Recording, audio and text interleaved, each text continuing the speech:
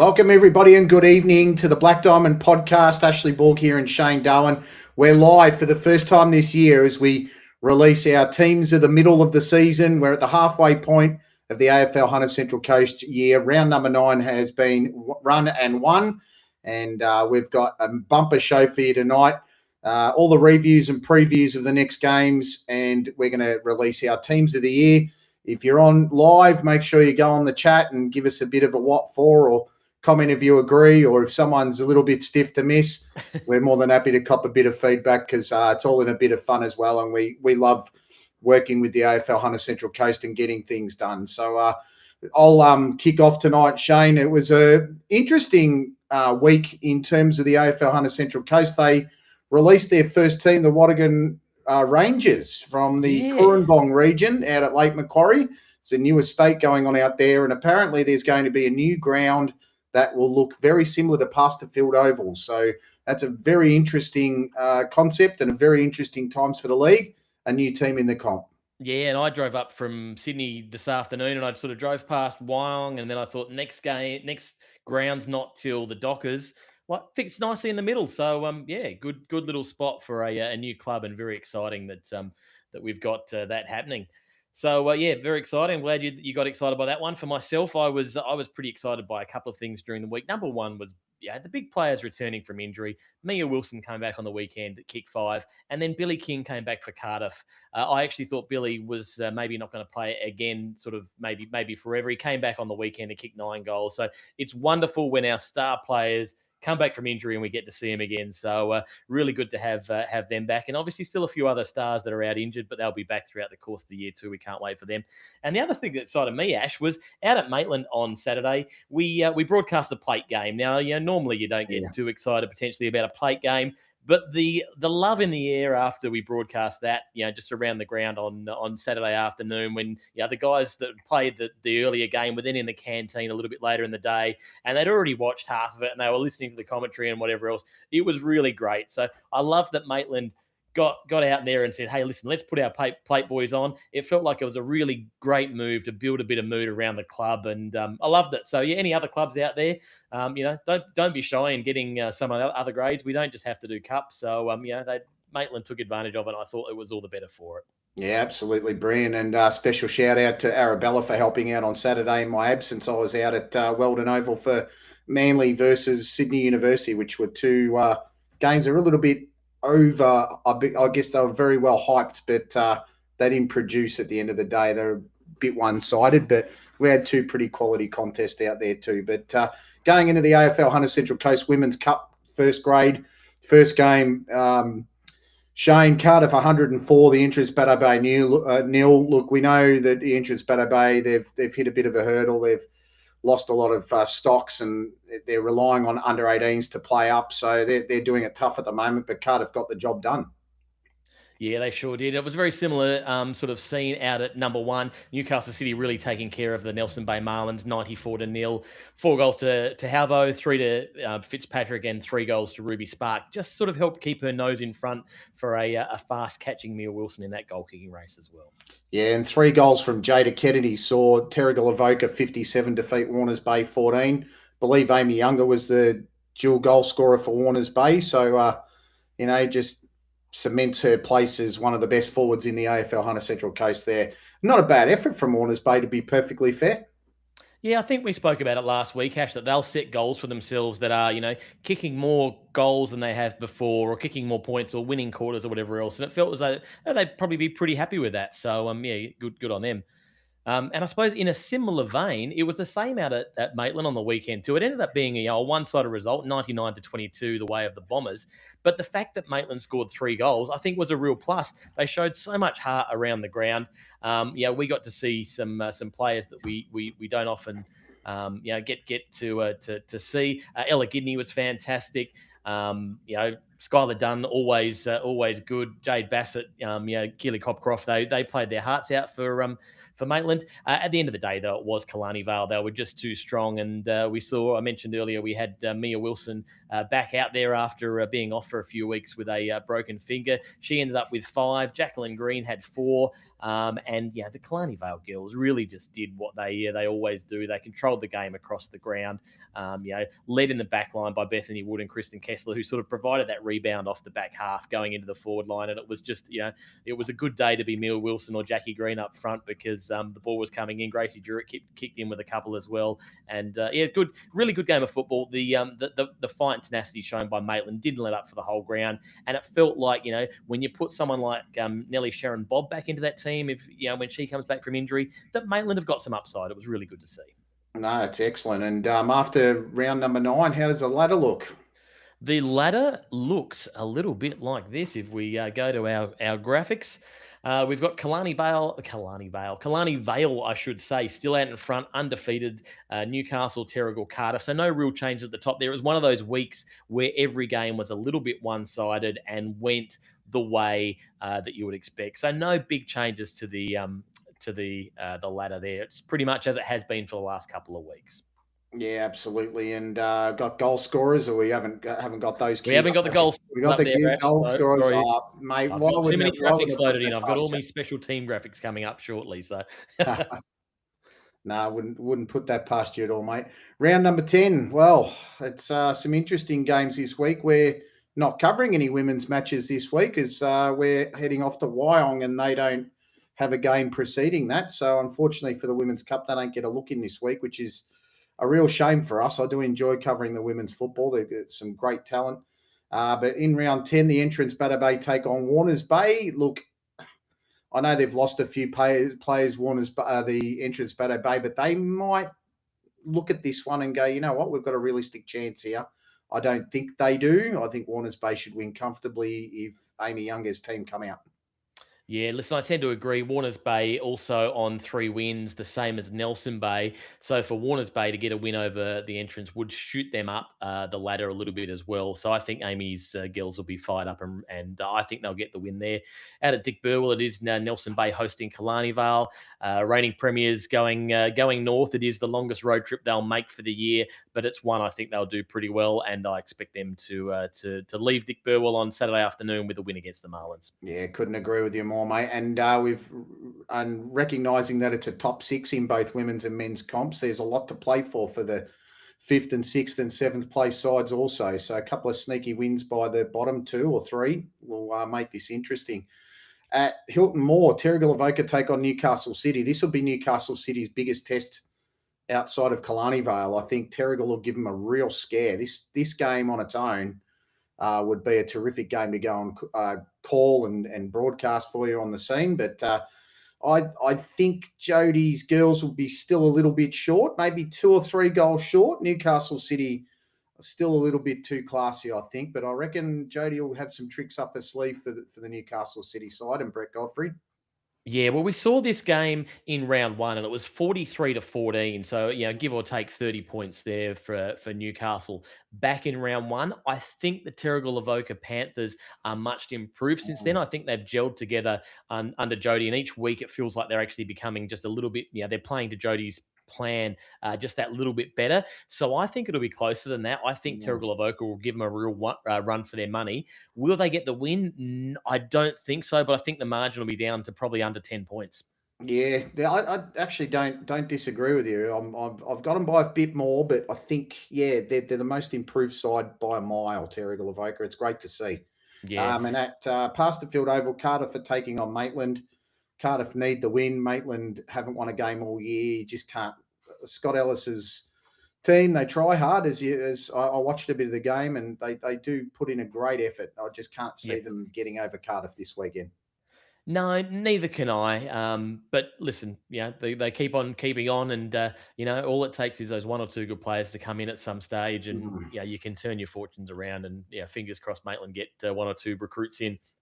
either before the end of the year or over the off season, and really get themselves competitive, because it is great seeing them in Cup, and it really reinforced to me on the weekend that they belong in Cup, and we're a better competition with Maitland playing first grade women's, and it was good to see them on Absolutely, the and weekend. and hopefully Wong can get there as well in the Mm. coming years and make it a real, make it another team on top as well. But in the men's cup, well, we had a masterclass from Billy King, 9 goals, almost got himself a double bag, 122 to 44 over the entrance Bateau Bay. Gee, that's a very good display from the Hawks, that's for sure.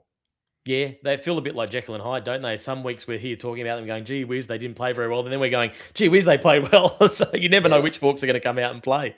Yeah, an interesting player played for the entrance Bateau Bay, Lachlan Bennett-Inkster. You remember him from last year from Warners I Bay? do, yeah, He's yeah. playing for the entrance Bateau Bay, the man from Tamworth. He's probably got a connection there to someone in the team, I'd suggest. He was terrific, actually, in the Primary School Sports Association Championships. Lockie was umpiring and all part of the carnival. He's just fantastic with the kids. So it's great to see him in our comp. He's a good player. Yeah, very good. Now, speaking of Warners Bay, they got off to a good start against Nelson Bay on the weekend. We put this one down as being an 8-point game. Obviously, the winner got that bit of a boost by taking points off the other. Warners Bay got out to a good start, took a goal lead into quarter time, but it was a 6-goal quarter to Nelson Bay in quarter two that really got them in front, and they were never really bettered from then. So from that second quarter on, when Nelson Bay kicked away quite comfortably, ended up winning 100 to 67. So Nelson Bay have sort of asserted their top 4 credentials there at Fuels, and maybe put themselves up into the 4th spot. 3 goals to Billy Barton, 3 to Wade Blackburn, 3 to Sam Carruthers for the Marlins. Joel Lamberg Pedersen with 3 for the Dogs, and a couple to Riley Horse and Jackson Kendall as well. So, bit of work to do there down at the kennel. As you did mention, Ash, we have been corrected. It is now a top 6 for the men. So, Warners Bay will be playing finals, you would suggest, but they'll need to certainly get some improvement there to match it with the teams above them. Yeah, they'll definitely need to improve to match it with the top teams on this form at the moment. 4 goal scorers of 5 or more made it a 197 points to 20 win to Newcastle City. They flexed their muscles in the most devastating way against a Wyong team that came off 2 wins in a row. They went back down to earth pretty hard, I'd suggest. Jackson Crawford got 5, Jordan Deere got 6. Actually, 5 players, goodness. Jack Woodham's got 6, Jordan Deere got 6, Max Quinlan got 5, and Pongrasic got 4. That was just an unbelievable display from them. I dare say a few of those players might feature in one of the teams of the year, that's for sure. You might be right there. Out at Max McMahon, obviously, we got another display of Bombers domination. We spoke to Ben Roberts before the game, just in between the breaks there, and he was saying, "Listen, we're not taking this one lying down. We saw what happened last week with Wyong and Warners Bay, and the upsets happen." He goes, "We don't want to be that team." And I tell you what, at quarter time, Maitland were within 18 points of the Bombers. They then kicked the first goal of the second quarter through Riley Newstead to bring it back to a 12-point margin. And it's sort of, whilst Kalani Vale had the what it felt like the domination, early in the second quarter they were only up by 12 points. But I tell you what, after that they kicked 10 goals unanswered, and it was good night nurse by half time. So they really extended their lead right through to the third quarter before it wasn't until the fourth quarter until Maitland kicked another 2 goals to sort of put a little bit of something back in the I suppose highlight reel. But it was 118 to 23. It was a really solid showing by the Bombers. Nick Stanley-Velt up front, I think he finished with 6. Play HQ's got him with 7, but his sort of partner in crime, Kyle Emley, who as Chop was saying, is a bit of a lookalike for Stanley Velt. He was struggling to pick them on the broadcast. He definitely kicked the goal, and there's none against his name. So I don't know whether that lookalikes worked against the boys there, or maybe worked in Stanley Velt's favour. He kicked 7. A couple to Lloyd, couple to Mifsud, some really good long goals to Mifsud, and Riley Newstead for the Saints kicked a couple as well in his 150th. And once again, congratulations, Riley, on that wonderful milestone of kicking up the 150. Yeah, great milestone for Riley. Terrific player and an even better fella. Great congratulations to him. Also, congratulations to Ben Roberts and Jody Hicks. During the week, they were announced as assistant coaches for the AFL New South Wales ACT side to take on Queensland Country in about 2 weeks. So, wonderful. in Southport. So it's a great effort for them. They coach the Sydney teams, and Now the men's team's being coached by Guy McKenna, former West Coast player. So I can't remember the women's, but it's a big effort and a great feather in the cap of both Ben and Jody. So congratulations to both of them. Yeah, well done. So I think we've got the ladder up for the men's round. Oh, we number probably 9. can if I press the right button, Ash. That'd be a good idea, wouldn't it? So we do see a little bit of movement there in, I suppose, the margin between 4th and 5th now. We mentioned last week was going to be an 8-point game, and Nelson Bay, by getting that win, have now leapt 2 games clear of Warners Bay. Cardiff, with their big win, have escalated themselves up the ladder just a little bit there, which is good to see. And down the bottom, it is the Wyong Lakes Magpies and Entrance Baddo Bay there, sort of at the bottom end of that. But Newcastle City going along very nicely. Another big win on the weekend, as you said, five bags of 5, and their percentage has gone up, and they sit there undefeated. Yeah, absolutely. And 3 teams are in. 3 teams are in with a chance of making finals, really, aren't there? Cardiff, Maitland, and Wyong. They're holding that 6th, 7th, and 8th spot. They're all the same number of points. So pinching wins throughout the year is going to be really important, isn't it? Yeah, it really does. We'll talk about a clash we're covering on the weekend because 2 of those teams are going against each other. So another big game there. Yeah, absolutely. And the round 10 previews. So we've got Nelson Bay, Killarney Vale at Dick Burwell Oval. This will be one of the games of the round, if not the game of the round, apart from Terrigal and Newcastle. It's a great matchup. Nelson Bay are improving every week. You know what Killarney Vale do? They've got to travel. It'll be a really interesting test for Ben Roberts' side and the players that have to make the travel.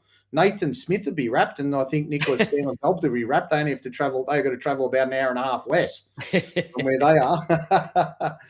So look, I'm struggled. I've struggled in the last day or so to pick a winner in this game, just because Nelson Bay play their ground so damn well.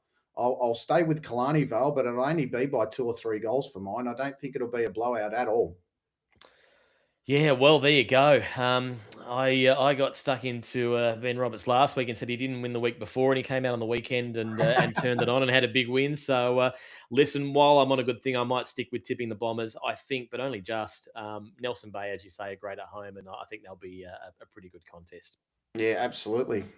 The game down at Hilton Moor will also be a really good contest. It is 1 versus 2. So we've got 1 versus 2 and 3 versus 4 this weekend. And then we've got 7th versus 8. So it's really one of those weeks where we're getting some matchups. But Terrigal Avoca are hosting Newcastle City. Actually, I've got that right. I've clicked on the wrong screen there.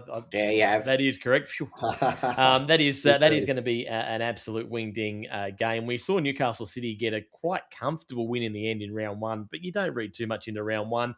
I think it'll be probably a little bit of cat and mouse from these teams now. They won't be looking to give away too many secrets heading into the finals. So will they play their A list in their A positions? I doubt it. I think we'll probably see both teams, with some wily coaches being fairly strategic in who they pick. I'm going to go with the home team on this one. I think Terrigal Avoca for the win. Yeah, I think Terrigal Avoca only just for mine, just because they're at home. And I think I agree with you 100%, Shane. I don't think both sides are going to show each other everything in round number 10. They know that's a long season, there's a long way to go. Could be a couple of players rested either way. Could be some players blooded in. Could be a new player that has been signed that no one knows about. You just have to find out on Saturday when you look at the scores on Play AFL, I guess. And the Entrance Baddo Bay take on Warners Bay. Look, the Battle of the Bays, Warners Bay should win. They've got to stay in touch with that 4, because 4 is going to be important. Finishing 3rd and 4th is going to be important because you get the advantage into that first semi. Yeah, indeed. Our match of the round is the coverage. Only a single game this week, unfortunately, but it is 2 p.m. down at Don Small Oval. Wyong Lakes hosting the Maitland Saints. Fair bit on the line for this one. As we said, it's 7th versus 8th, with a view of getting into that 6th spot, which will get you into the finals. So really important for both of these teams. Both of these teams coming off some pretty big losses in last weekend's round as well. I'm going to be tipping Wyong for this one based off the heart we saw in our broadcast 2 weekends ago. I thought they sort of really willed themselves and lifted themselves over the line against the Bulldogs, and I'm hoping with the cameras on them and the home ground advantage, they might do it again this week. Yeah, look, if Wyong play like they did against Warners Bay the day we were there, they'll win. It's as simple as that. But if they stray any amount, I think Maitland can get over the line. I'm really finding this one too close to call, but I think just Wyong at home, 10 points, be very close. I think it might come down to another nail biter like we called the other week, but you just never know with those two sides. Who comes out on the day, which players they have, who's available, who's not. It's tough with sides like Wyong and Maitland who sometimes struggle for availability. So it'll be who turns up on the day, really. Yeah, well, listen, I won't be disappointed if we get to another game where the decision is after the siren. I think that was a lot of fun the other week. So Yeah, we had a great time. we did indeed. We did indeed. Now we better get around to our teams of the year, Ash. Well, our mid-season teams of the year. So hotly awaited, and I think there's maybe a little bit of controversy in some of our selection, and in others, I think it's probably pretty cut and dry. So. Do you want to lead us away with your women's team of the year, Ash? Women's team of the year first. Look, we'll go from the back line out. Pretty strong back line. Oh, I don't need my phone. You can see it right on the screen. On the my screen, back line, Beth Wood, Jodie Hicks, Krista Kessler. Yeah, I couldn't tell you who else to put there because they're three very, very strong defenders and great players. Jodie Hicks would be a terrific general at the back and a great sweeper, and the other two would just do the work and do some great work running up and down the field. Halfback Mackenzie Penn, she's been an awesome pickup from Port Macquarie. Has Mackenzie. Annalise Norton from Nelson Bay. She's a utility player for mine. She can really go anywhere, but centre half back, she's a nice marking player, and I think she'd be great there. Brooke Turner provides some run and gun. You can push her up forward. You can put her in the middle. She's just a gun all over the field. She'd also be my captain if we were picking one. Sav Newton on the wing, Emily Thompson in the middle. She has gotten so much footy this year in games we've called. And even last weekend, if you watch the game, she just dominated the middle. She really knows how to play that spot really well. And Jada Kennedy on the wing from Terrigal Avoca is coming into her own in this comp. And I think the more she gets used to our comp and understands how it's played, opposed to AFL Sydney, she's just going to get better and better. Caitlin Holcomb's a no-brainer. She's a great player up forward. Taya White, outstanding centre forward, just reels in big marks and can kick long. Lily Davidson, All-Australian under-16 player, picks herself. I was almost not picking her, but I was always going to stick her on the bench. But I thought, I got to put her in the team. Too good for the bench. Yeah, good. Billy Davies, forward pocket, goal sneak. Ruby Spark, full forward. She's leading goal kicker this year. For a reason. I know Mia hasn't played all the games she could, but I think Ruby is a very mobile player and a great forward. And Amy Younger, well, she's the if Jodie Hicks is the general down back, Amy's the general up forward. So I think you got two really experienced players that can teach and work with the players in the team. In the rucks, I got Maddie Mueller from Warners Bay. She's been probably the most improved ruck I've seen all year. A terrific footballer and deserved a rep selection.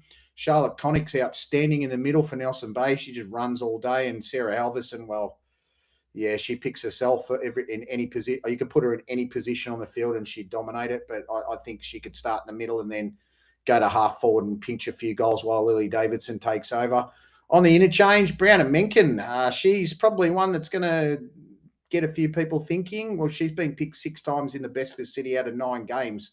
And when we saw her a few times, she's been great there up and down the wing and on halfback. So she's a great little interchange, could play any position. Jade Archer's a backup ruck for Maddie. Ariel Gillies is a full forward, out and out full forward that can come onto the ground and kick some goals. And Katrin Donnelly can play midfield halfback. So I'm very happy having her in the team as well. And the coach, Jodie Hicks, she's produced the team that's improved the most this year. So for mine, she's the coach of the year so far. Listen, Ash, I agree with a fair bit there. Yeah, the only one that I would say sorry to is Mia Wilson at this point. Because I was about to say it, Ash. Mia got injured early and we haven't seen a lot of her, and she only came back last week. So, look, I hope her fingers are right because Mia Wilson is definitely someone that should be in this team. Yeah, well, she kicked 5 goals on the weekend. She's only 3 games behind. 3 goals behind the topping the goal kicking chart for another year, and she's played half as many games as anyone else. So I couldn't believe it when I saw you'd left her out, Ash. I was gobsmacked. One of her biggest fans, Shane. And who was your first player you put on the board? My first player on the board was Sarah. There you go. Always. Just a matter of where you put her. I don't want to ruin my team, but I'll tell you, Sarah was my first pick as well. It has to be. Yeah. Sarah was my first pick, and I think after that would have been. I think after Sarah would have been Brooke Turner. I don't think it was too much. Yeah, there was too much difference there, but yeah, they're two rusted ons. Yep. No, fair enough. Fair enough. Listen, my team is relatively similar, I suppose. Down the back, my difference there is probably a couple of players down the spine. I'm a big Caitlin Pickett fan. I think she's outstanding, and we only get to see the best of her when they're playing top teams. We saw it against Killarney Vale when they played down there at Adelaide Street. I love what Caitlin brings to the game. So she's my sort of my fullback.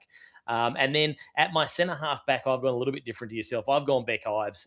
We did have a debate whether or not we can pick a plate player, but Beck Ives is no plate player. She is a quality cup player each and every day of the year. And I said to you, Ash, I said, I'm just picking by if I've seen them this year, and I've seen Beck this year, and she was bloody fantastic. So I've sort of got her in the back line to provide some rundown. I've picked young Emma McCullum on my halfback line as well. We've only seen her for the one game, but she was impressive out at Dick Burwell when we saw her out there. Kristen Kessler, of course. Yeah, you can't not pick her. Sav Newton, Brooke Turner, and Annalise Norton through the middle and wings for myself. I've also gone with Lily Davidson on that half forward line. For me, Ruby Spark is going to hit up in at centre half forward because I've got Mia Wilson in my team. Ash, I picked Mia. But I suppose another inverted commas plate selection. Luana Greentree is a quality goal kicker, and I'd like to have her in my team as well. So she there, and Billy Davies and Amy Younger, much like yourself, I think they make a really exciting forward pocket combination. I think those two crumbing off Mia and Ruby would be pretty exciting to see. I've gone for Jade Archer in ruck. So I've you got her off the bench. I've got her there. Sarah Halverson in the middle alongside Jodie Hicks, only because I just wanted to see Halvo and Jodie Hicks side by side winning ball and working with each other. I just think that'd be worth the price of admission in itself. My interchange, Charlotte Connick, obviously she's been a really bright light for the Marlins this year. Caitlin Holcomb, Evie Walkerton, who hasn't played a heck of a lot this year, but I've sort of picked her maybe on previous form, but I like what brings to the table. And Jackie, I like as someone who's fairly versatile, can play in the middle or put her up forward. And I've got Brad Edwards as my coach. Yeah, Brad's a great coach. Really, really love how he just keeps making this Killarney Vale team just tick over. He's a wonderful coach. Jackie Green, someone I probably could say sorry to as well. She's been kicking goals consistently all year. Caitlin Pickett's interesting too. I think you're right. You only see the best of Caitlin when she's up against the better teams. It's not because she doesn't want to show you how good she is. It's I think it's just out of necessity, really, isn't it? And, that's interesting. Right. She's been playing. If it's the same Caitlin Pickett, she's been playing NPLW, Northern New South Wales Football NPLW too. So we've got some talented sportswomen in this competition. We really do. That's why I said to you, but that's why I said before, I love covering women's football, not because I've got two daughters at home and not because, anything else. I just think we've got wonderful sports people in our women's ranks, and it's just great to be able to cover them.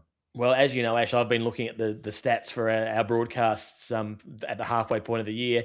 And as far as overall rankings of percentage of women's minutes watched versus men's minutes watched, we rank as one of the best leagues in the country for the number of, the percentage of minutes watched for women's football. And I think it's for that exact reason we've got such a really strong competition with wonderful players.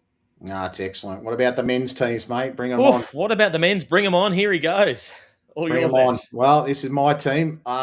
Mate, if you ask me which player I'll put on the ground first. I'm going to ask you that, yeah. Yeah, that one. I'm just trying to remember who I did. I think I put Wade Blackburn on the ground first, and I put him in the back pocket only because I see him as more of a general in this team more than a midfielder. And I think he could just play there too, and you could put him up forward. But then when you look at the forwards, there's so many of them. So Wade Blackburn at back pocket. I got the Reaper, Max Quillen at fullback. He does some damage down back, and he's great at centre half back. But I think he could be an even better holding fullback as well. So I got him back there. Max TotY, the young gun at back pocket. He's a brilliant player. We're still lucky to have him in this comp. I think he could play higher. Nathan Smith at halfback, Noel McDonald centre halfback. He's a gun. I don't think he's been beaten all year, Noel Mack, so he'll keep that going, I'm sure. Jackson Potter is a terrific footballer, out and out star that plays AFL Sydney for Pennant Hills, and you can't not put him in a team when he's at his best. In the centres, I've got Jackson Crawford on the wing. He's still got it. He's just a terrific footballer and a wonderful person as well. He'd be great in the team. Great speed. You can put him in the forward line, kick goals. You can put him in the wing and stop a player and run up and down the field all day. Nathan Doyle commands the centre. He's just a hard, tough player. Racks up the stats and can feed all those 6 players up front beautifully. Riley Hawes, couldn't find a spot for him in the forward line, so I stuck him on the wing because I think he's too good not to be in the team of the year because he's a terrific footballer, full stop. He's got a bit of pace to burn, and he can also work up and down the ground. He's a pretty fit bloke, but if he gets tired, you can swap him over with Adam Miller, or you can swap him over with Pitty, who's relatively fit too and can run pretty well.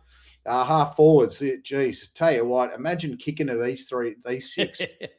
Wow, we got some talented forwards in our comp.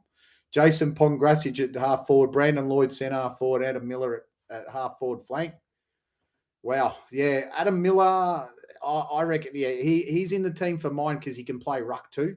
Yep. So he swaps in and out. And when you see who I've got in the ruck, people will go, "Oh, I've never seen him play ruck," but he's. I have. Yeah. I saw him in the rep game play ruck. I watched him do it. Yeah, I watched him do it with that great effect. So yeah, Adam Miller there. Forward pocket, Zach Munns picks himself, kicks the miraculous, does the spectacular, and can bring a side up if they're down. Nicholas Stanley-Velt, leading goal kicker. One of the leading goal kickers in the comp. You can't sort of not have him. He's a great leading forward, and Pitty always picks himself because he just knows how to find the goals and take the big marks, and he runs defenders ragged and gives them nightmares, really. So yeah, I'm pretty confident with that team. It was hard for a few, but the on field there is great. For mine, ruck Billy Barton, could put him at centre half forward or half forward, but ruck will be where he starts because he's got a great little tap down, and I reckon once he starts working with Jack Grimmonley and Jacob Finlay, they'll just get the engine moving, and it'll be just terrific to watch. Jacob Finlay, for mine, is one of the early favourites for the Elliot Davey medal. Jack Grimmonley's always up there as well. He has had a couple of games out. Interchange, Tom Gardner. Well, Tom is a standout footballer. Zach Stewart for Maitland. He's a great running player. He's just tough and uncompromising, and I love how he plays footy. Jaden Reimer. He's always been a favourite of mine. Even when I umpired footy, he was just great, and love the way he plays the game. He's similar vein to Zach Stewart, just tough. You can stick him in a half forward. You can run him down back to shut a player down, or you can stick him in the middle and just be the engine. And Aidan Wallace is a bit of a backup as well. He could play down back or up forward, but if he was going to come on the ground, he'd be in the ruck as well. So, and Ben Roberts is my coach at the moment. I think he's done a great job with Killarney Vale. He's grabbed some players from other comps and recruited well. And yeah, they said they wanted some action in the hangar this year, and they're definitely getting it at Killarney Vale with Ben Roberts as coach. And congratulations to him again for his AFL Sydney and AFL New South Wales selections. His coach too, wonderful coach. Yeah, listen, Ash, you've got a great team there. I did forget to put the captain mark. Captain for mine, Max Quinlan. There you go. So because the Reaper's got to do the job. Yep. I don't think I can have a go at you for this one. You haven't, I don't think, missed anyone out that much like the Mia Wilson from earlier. We have got a few people watching live online. They're pretty quiet in the comment box. So guys, if you're watching and you got anything you want to add to any of our selections so far, make sure you do chime in and give us a shout there. Strong team, Ash. Really strong team. It would be an interesting one to get out in the park. Maybe we should pick rep teams next year. Maybe have a chat to the ACC, see what they let us do there. I've got a lot of similar names. I think we've probably got about 4 or 5 different. So let's have a look at what we've got there. I've put Noah McDonald just in the fullback line because I didn't. Listen, I didn't have him in, and he is my number one notable absence. I didn't pick Max Quinlan in my team. I couldn't fit him in the forward line, and I've seen him as a forward this year, so I didn't pick him as a backman. But anyway, Noah Mack in the back, Mackenzie Leecroft for myself, and Liam Nupton. Now, there's a little asterisk against Liam because he is injured at the moment, but I went with what have I seen so far this year, and up until the rep round, I wouldn't be surprised if he was leading the Elliott Davey. He had been that strong in his first couple of games that he won it for me in the first 2 games we broadcast of City. I love what Liam brings to the table, so he's in my team. Max Woodham's, just much improved. It's felt like something's clicked this year, and playing him off the back, that half back line just seems to be working a treat. So Max Woodham's in that half back line for me. Nathan Smith, I just love his run. Jackson Potter, like yourself, brings just some tenacity and hardness. I picked Adam Miller on the wing, and yes, much like yourself, I did debate where do I put him. I love the fact he can go really sort of anywhere, back up as ruck, and I went for a bit of speed on the wing. Speed and height on the wing, I think, is always something a little bit unique. Wade Blackburn was also my very first name on the board, Ash. I said Wade Blackburn, centre, bang, done. He was my first pick, and I had Tommy Gardner as my captain. He is out on the wing. Forward line, very similar to yourself, with the exception I've got Billy Barton up forward. Jason Pagrasic, Nicholas Stanleyville, Riley Hall, Zach Munns, Harrison Pitt. I don't think I need to expand on those. We've covered them already. In the ruck, I went with Finbar Hurley there. Jack Grimmonlee and Jacob Finlay, much like yourself. So I think we both like those hard in and under guys that are hard to tackle and hard to get the ball off in Grimmonlee and Finlay. That'd be pretty imposing in the centre, especially if they're feeding it out to Tommy Gardner or Adam Miller or something coming in off the wing. I think that'd be pretty good to see. On the bench, I've got Nathan Doyle, a couple of Saints there in Zach Stewart and Riley Newstead, and Max TotY on the bench as well. Now, my notable absences, Ben Roberts is the coach, much like yourself. Love what he's done this year. I had a list of players that I've still got them to the side of our spreadsheet where we were writing things down. I've got 6 players that I wanted to put in the team but couldn't. Obviously, Max Quinlan was one of those. Jaden Reimer, Kai McIntosh Walsh, Mark Schaefer, Aidan Wallace, and Brandon Lloyd. Sorry, boys. I would have loved to have fitted you in, but I didn't have enough spots. That's what I've gone for. Yeah, I think I had Kai McIntosh Walsh written in there. I took him out, then I put him back in, then I took him out. And I'm like, oh, yeah, he's a good player. I really like how he plays as well. And it's tough when you're picking a team and you've just got a finite number, don't you? Finn Hurley, I like him. I think he's still got a bit of growing to do in terms of his experience. I think he's only played a season and a bit. Max Woodham's is probably in the same boat for mine, but they're good picks. They're good picks. Riley Newstead, probably one I could have had in there as well. So they're 2 strong sides, mate. Liam Lupton, if he wasn't injured, I probably would have had him in mind too, I'd say. Yeah, probably a little bit cheeky with that selection. He is definitely on the injured list, but hey, if they had to play tomorrow, he wouldn't be in my team. But if it was a theoretical game, hey, I'm picking Liam. I'm sure he'll still love us, mate. He's a top bloke, Liam. No flowers required. No, that's it. Well, there are our teams. Feel free to leave us any feedback. More than happy to get some feedback on the Insta page, and we'll go from there. It's great little talking points. I wonder what your teams are. More than happy for you to share them as well. I think it'd be wonderful to see people's selections. Shane, just add some interest to the comp, and we loved doing it last year. It got some great responses, so we thought we'd do it again. Yep, and if you do see me at the ground on Saturday and you don't agree with me, please go kind. Don't be too nasty. Go nice on us. Well, Shane, thanks again, mate. We'll see you at 2:00 on Saturday on the scene for Wyong versus Maitland. But for now, it's goodbye from the Black Diamond Podcast. Thanks,